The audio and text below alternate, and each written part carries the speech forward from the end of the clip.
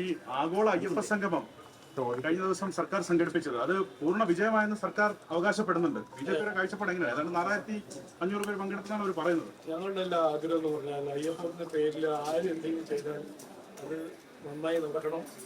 പക്ഷെ നമ്മൾ കണ്ടത് ഇന്നലെ നമുക്ക് എല്ലാവർക്കും അറിയാം. പ്രൊപ്പഗൻഡ നിങ്ങൾക്ക് വിശ്വാസം ഉണ്ടെങ്കിൽ ഓക്കെ. പക്ഷെ ഞാൻ സംഗമത്തിനെതിരെ ഒന്നും പറയാൻ ആഗ്രഹിക്കുന്നില്ല. ഞാൻ ആദ്യത്തെ ദിവസം മുതൽ പറയുന്നത് ഇവർ ചെയ്യുന്ന അതിൻ്റെ എന്താണ് അവരുടെ ഒരു മനസ്സിൽ എന്തിനാണ് അവർ ചെയ്യുന്നത് എന്നാണ് എൻ്റെ ഒരു ചോദ്യം. അന്ന് ഇത് എന്തുകൊണ്ട് അവർ സ്റ്റാലിനെ വിളിച്ചു, അതുകൊണ്ട് ഞാൻ അന്ന് പറഞ്ഞ കാര്യം ഇന്നും പറയുന്നു.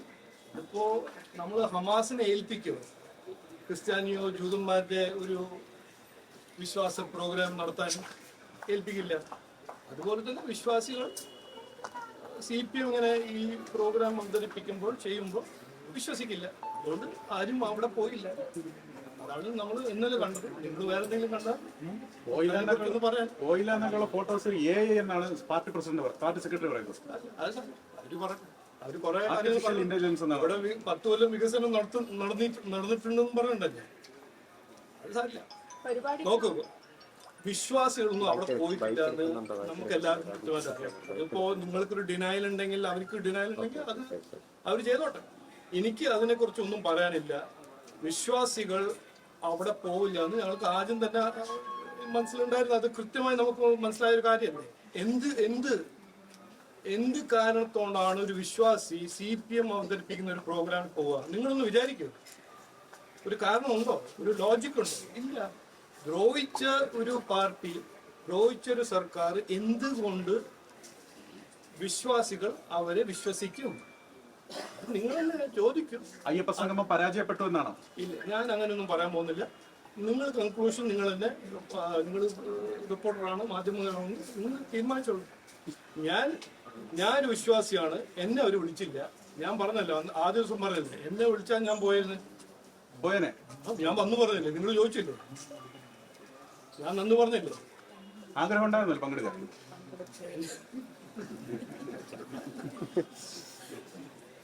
എന്തിനാ എന്നെ കൊണ്ട് എന്തെങ്കിലും പറയപ്പെടുന്നത്? നാളെ നടക്കുന്ന ഈ ശബരിമല നാളത്തെ പ്രോഗ്രാമിന് ഞാൻ പോകുന്നുണ്ട്. എന്നെ വിളിച്ചു, ഞാൻ പോകുന്നുണ്ട്. അവിടെ എല്ലാ വിശ്വാസികളും പോകുന്നുണ്ട്. കേരളത്തിൽ നിന്നാണോ തമിഴ്നാട്ടിൽ നിന്നാണോ കർണാടകയിൽ നിന്നാണോ വിശ്വാസികൾ അവിടെ പോകും. കാരണം അവർക്കറിയാം ഇത് ഈ ഓർഗനൈസ് ചെയ്യുന്ന ആരാണ് അവർക്കറിയാം. വിശ്വസിക്കുന്ന അയ്യപ്പ ഭക്തന്മാരാണ് ഓർഗനൈസ് ചെയ്യുന്നത്. ഇത് രാഷ്ട്രീയത്തിനല്ലല്ലോ അവർ ഓർഗനൈസ് ചെയ്യുന്നത്. ഇന്നലെ നടന്ന പ്രോഗ്രാം ഒരു രാഷ്ട്രീയ അവസരവാദ ഒരു ഓപ്പർച്യൂണിറ്റി ആണെന്ന് എല്ലാവർക്കും അറിയാം. അതാണ് ഞാൻ അന്നും പറഞ്ഞു, ഇന്നും പറയുന്നു. UP മുഖ്യമന്ത്രിക്ക് ഇത് രാഷ്ട്രീയമാണെന്ന് അറിയില്ലായിരുന്നു. അദ്ദേഹത്തിന്റെ ആശംസാ സന്ദേശമൊക്കെ ഉണ്ടായിരുന്നു. എല്ലാം നോക്കുന്നത് ഇത് എന്തിനാണ് വേണ്ട കാര്യങ്ങൾ. ഒരു സർക്കാർ ഒരു എഴുതുമ്പോൾ ഏത് മുഖ്യമന്ത്രിക്ക് എഴുതിയാലും ആ മുഖ്യമന്ത്രി ആ പ്രോഗ്രാമിന് ഗുഡ് വിഷസ് അയക്കും. അപ്പോ അത് ട്വിസ്റ്റ് ചെയ്തിട്ട് വേറെ എന്തെങ്കിലും ആക്കേണ്ട ഒരു ആവശ്യമില്ല എന്നാണ് ഞാൻ പറയാൻ ആഗ്രഹിക്കുന്നത്. അത് യോഗിജിന്റെ ഒരു എൻഡോഴ്സ്മെന്റ് ആണ്. നിങ്ങൾ കാണുകയാണെങ്കിൽ നിങ്ങൾക്ക് ഓൾ ദ ബെസ്റ്റ്. പ്രസിഡന്റ്, അത് UP മുഖ്യമന്ത്രിയുടെ സ്വാഭാവിക നടപടി മാത്രമാണെന്നാണ് അങ്ങ് പറയുന്നത്. അത് 100%. ഒരു സർക്കാർ, ഒരു സ്റ്റേറ്റ് ഗവൺമെന്റ് ഒരു ലെറ്റർ അയച്ച് ഒരു ഇൻവൈറ്റ് ചെയ്താൽ, എന്നെ ഇൻവൈറ്റ് ചെയ്താൽ ഞാൻ പോകുന്നു പറഞ്ഞില്ലേ. അപ്പൊ സംഗമത്തിന്റെ എതിരെ ഞങ്ങളൊന്നും പറഞ്ഞിട്ടില്ലല്ലോ. അയ്യപ്പ ഭക്തന്മാരെ വിളിക്കാൻ ആരെങ്കിലും ആഗ്രഹിക്കുന്നുണ്ട്, ഒരു സിൻസിയർ ആയിട്ട് ആത്മാർത്ഥമായ ഒരു പ്രോഗ്രാം നടത്തുകയാണെങ്കിൽ അതിനെതിരെ ആർക്കും ഒന്നും പറയാനില്ല. അന്നും പറഞ്ഞു, ഇന്നും പറഞ്ഞു. അതാണ് ഞങ്ങളുടെ ഒരു മുമ്പോട്ട് വെച്ചൊരു പോയിന്റ്. ഞങ്ങൾ എതിർത്തത് സ്റ്റാലിനെ എന്തുകൊണ്ട് വിളിക്കുന്നു, ഹിന്ദുക്കളെ മലേറിയയും വൈറസും ഡെങ്കി വൈറസ് വിളിക്കുന്ന ഒരു പൊളിറ്റിക്കൽ പാർട്ടിന്റെ നേതാവിനെ എന്തിനാണ് അയ്യപ്പ സംഘടന ചീഫ് ഗസ്റ്റ് ആയിട്ട് വിളിക്കുന്നത്? അത് ഞങ്ങൾ ചോദിച്ചു. അപ്പോൾ അയാൾ വന്നില്ല.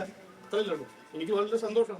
ഈ കഴിഞ്ഞ ദിവസം തിരുവനന്തപുരത്ത് കോർപ്പറേഷനിൽ ആത്മഹത്യ ചെയ്തൊരു കൗൺസിലർ, BJP കൗൺസിലർ, അപ്പൊ അദ്ദേഹത്തെ പാർട്ടിക്കൊന്നും സഹായിക്കാൻ പാടില്ലായിരുന്നു. വലിയ പ്രതിസന്ധിയിലായിരുന്നു അദ്ദേഹം എന്നാണ് പറയപ്പെടുന്നത്. ഇന്നലെ ചെയ്ത് പിന്നെ തുടങ്ങുന്നുള്ളൂ. എന്തിനാണ് ഇതെല്ലാം? ഇതിനെക്കുറിച്ച് ഞാൻ കൃത്യമായി പറഞ്ഞിട്ടുണ്ട്. അദ്ദേഹത്തിനെ ഇന്റിമിഡേറ്റ് ചെയ്തിട്ട് ഞങ്ങൾക്ക് അതിന് തെളിവ് കിട്ടിയിട്ടുണ്ട്. ആ വിഷയം പാർട്ടി കൃത്യമായി അതിന് നടപടി എടുക്കും. ജസ്റ്റിസ് ഫോർ അനിൽ ഞങ്ങൾ അത് നടപ്പിലാക്കുന്നത് ഞാൻ കൃത്യമായി പറയാൻ ആഗ്രഹിക്കുന്നു. ഇതിന് നിങ്ങളും ചില മാധ്യമക്കാർ ഇന്നലെ അതിന് ട്വിസ്റ്റ് ചെയ്യാൻ നോക്കി. ഇതിന്റെ സത്യം എന്താണെന്ന് ഇനി വരുന്ന ദിവസത്തിൽ നിങ്ങൾ എല്ലാവരും കാണും. ഞങ്ങൾ മുമ്പോട്ട് വെക്കും. അല്ല, ഈ ജില്ലാ നേതൃത്വം പറയുന്നത് CPM ആണ് ഇതിന് പിന്നിൽ എന്ന് പറയുന്നു. പോലീസാണ്. അത് ഞാനിന്ന് പറഞ്ഞല്ലോ, ഞാൻ പറഞ്ഞില്ലേ, അതിലെന്താ ഞാൻ പറഞ്ഞു, അതാണ് സത്യം. 2 ദിവസം മുമ്പേ CPM-ന്റെ ഒരു കൗൺസിലർ ഞങ്ങൾ എക്സ്പോസ് ചെയ്തപ്പോൾ ഇതൊരു പുതിയ CPM-ന്റെ സ്ട്രാറ്റജിയാണ്. ഡയറക്റ്റ് ആയിട്ട് ഒരു ലീഡർ അല്ലെങ്കിൽ പ്രവർത്തകനെ ഡയറക്റ്റ് ആയിട്ട് ഇന്റിമിഡേറ്റ് ചെയ്യാൻ നോക്കുന്നത്. അദ്ദേഹത്തിന് നോക്കൂ, ഇതെല്ലാം ക്രിമിനൽ ലോയിൽ പെടുന്ന കാര്യങ്ങളാണ്. ഇതെല്ലാം ഇന്റിമിഡേറ്റ് ചെയ്തിട്ട് സൂയിസൈഡിൽ ഡ്രൈവ് ചെയ്യുന്ന കാര്യം ഒരു നിസ്സാര കാര്യമൊന്നുമല്ല. അതിനെ ഒരു പൊളിറ്റിക്കൽ സൗണ്ട് ബൈറ്റ് ആക്കി മാറ്റരുത്. ഇത് സീരിയസ് ആയിട്ട് ഞങ്ങൾ എടുക്കുന്നത്. അതിന് ഞങ്ങൾ ചെയ്യേണ്ട കാര്യങ്ങളെല്ലാം ഞങ്ങൾ ചെയ്യും, കൃത്യമായിട്ട് ചെയ്യും. പോലീസ് ഭീഷണിപ്പെടുത്തിയതാണോ? ഞാൻ പറഞ്ഞല്ലോ, അത് ഇന്നലെ കരുമന ചെയ്യുന്ന പറഞ്ഞില്ലേ.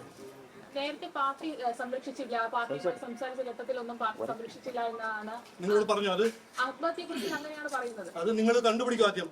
വേണ്ടാത്ത കാര്യങ്ങൾ അങ്ങനെ പറയരുതേ. എവിടുന്ന് മാറ്റി നിങ്ങൾ? താങ്കളുടെ ഫേസ്ബുക്ക് പോസ്റ്റിൽ പറയുന്നു 2 ദിവസം മുൻപേ തിരുമല അനിൽകുമാറുമായി സംസാരിച്ചിരുന്നു. എന്താണ് നിങ്ങൾ സംസാരിച്ചത്? ഞങ്ങൾ നിയമം കൗൺസിലിന്റെ മീറ്റിംഗ് ആയിരുന്നു. അവൾ എന്താ സംസാരിക്കുക? ഇത്തരത്തിലുള്ള സാമ്പത്തിക ഒന്നും സംസാരിക്കില്ല. നിങ്ങൾ പറയരുത്. നിങ്ങൾ നോക്കൂ, ഒരു കാര്യം പറഞ്ഞ, ഇതൊരു ക്രിമിനൽ ഇഷ്യൂ ആണ്. അതിനെ ഒരു പാർട്ടീനെ തടയാൻ നോക്കരുത്. ഇത് CPM ചെയ്ത കാര്യങ്ങളാണ്. നിങ്ങൾ അതിനെ CPM പ്രൊട്ടക്ട് ചെയ്യാൻ നോക്കരുത്. സൊസൈറ്റിയുടെ നേതൃത്വത്തിലുള്ളത് BJP-യുടെ വേണ്ട, എനിക്ക് പറയാൻ ഒരു ആഗ്രഹമില്ല. നിങ്ങളിങ്ങനെ നുണ പറഞ്ഞ് CPM-നെ പ്രൊട്ടക്ട് ചെയ്യാൻ നടന്നാൽ ഞാൻ പറയാൻ ആഗ്രഹിക്കുന്നില്ല. ഞങ്ങൾ ഇനി പറയുന്ന കാര്യങ്ങളെല്ലാം ഇനി 2 ദിവസം പറയാം. നിങ്ങളോട് ആരാ പറഞ്ഞു? അല്ല, പറയൂ. അത് നിങ്ങൾ ഏത് ചാനലാണ്? മതി. ചോദിക്കരുത്. നിങ്ങൾ ചോദിക്കരുത്. ഇല്ല, ചോദിക്കില്ല. ഞാൻ മറുപടി തരില്ല. ഇന്നലെ ഒരു സൂയിസൈഡ് ചെയ്ത കൗൺസിലറാണ്, മനസ്സിലായില്ലേ? നിങ്ങളിങ്ങനെ നുണ പ്രചരിപ്പിക്കരുത്.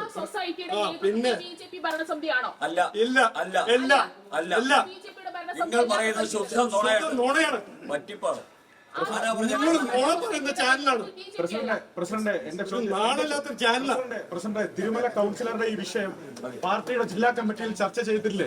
അല്ല, മരിച്ച ഒരാളെ കുറിച്ച് ഇങ്ങനെ പറഞ്ഞത് നാളില്ല. ഈ വിഷയം പാർട്ടിയുടെ ജില്ലാ കമ്മിറ്റിയിൽ അദ്ദേഹം ഉയർത്തിയില്ല. അത് അങ്ങനെ ചർച്ച ചെയ്ത് അദ്ദേഹത്തെ സഹായിക്കുന്ന ഒരു തീരുമാനം കൈക്കൊണ്ടില്ല. നിങ്ങളെ മാധ്യമപ്രവർത്തകരല്ല. പ്രസിഡന്റ്, ഈ മർദ്ദനമൊക്കെ പ്രസിഡന്റ് അനുകൂലിക്കുകയാണോ?